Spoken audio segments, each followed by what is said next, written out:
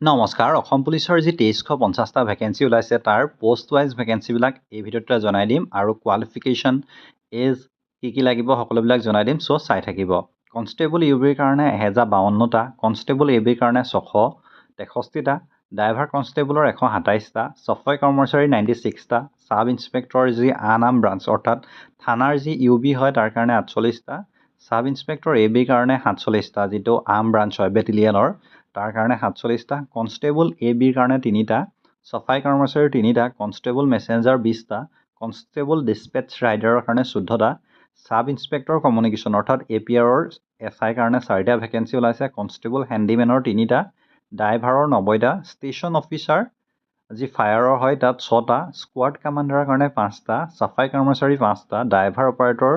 4টা ড্ৰাইভাৰৰ কাৰণে 106টা ড্ৰাইভাৰ কনষ্টেবল 7টা এছিষ্টেণ্ট জেইলৰৰ কাৰণে 39টা ছাফাই কৰ্মচাৰী 8টা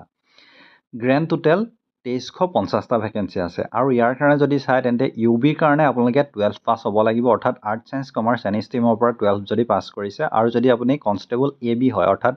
য'ত আপুনি আৰ্মছ ল'ব লাগিব তাত আপুনি 10 পাছ কৰিলে আবেদন কৰিব পাৰিব বাকী যি ড্ৰাইভাৰৰ কাৰণে আপুনি SSLC অৰ ইকুইভেলেণ্ট হ'ব লাগিব লগতে আপোনাৰ LMV MMV বা HMV থাকিব লাগিব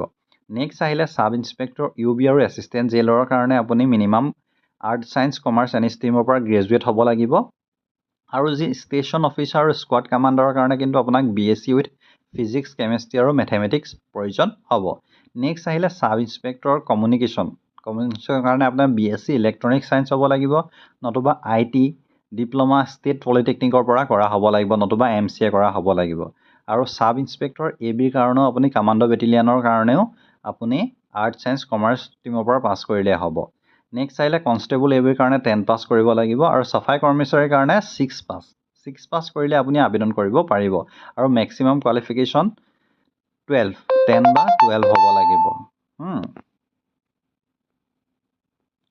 আৰু এতিয়া যদি চাওঁ তেন্তে এজ ক্ৰাইটেৰিয়াটো 18 পৰা 25 হ'ব লাগিব কনষ্টেবলৰ কাৰণে বাকী ড্ৰাইভাৰৰ কাৰণে 18 পৰা 25 হয় ড্ৰাইভাৰ ফৰেষ্ট ডিপাৰ্টমেণ্টৰ 18 পৰা 40 হয় সাব ইন্সপেক্টৰ ইউবি 20 পৰা 26 হয় আৰু ষ্টেচন অফিচাৰৰ 20 পৰা 24 হয় কিন্তু স্কোৱাড কমাণ্ডাৰৰ কাৰণে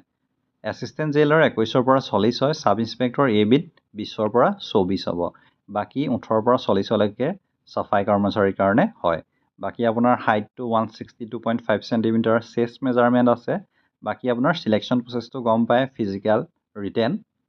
তেনেকৈ হ'ব আৰু ইমানেই আছিলে ভিডিঅ'টোত আবেদন কৰিবলৈ আপোনালোকে SLPAৰ অফিচিয়েল ৱেবছাইটত যাব পাৰিব নতুবা আপুনি যদি ফুল ডিটেইলছ বিচাৰে তেন্তে মই আপোনালোকক পুনৰ জনাই দিম ধন্যবাদ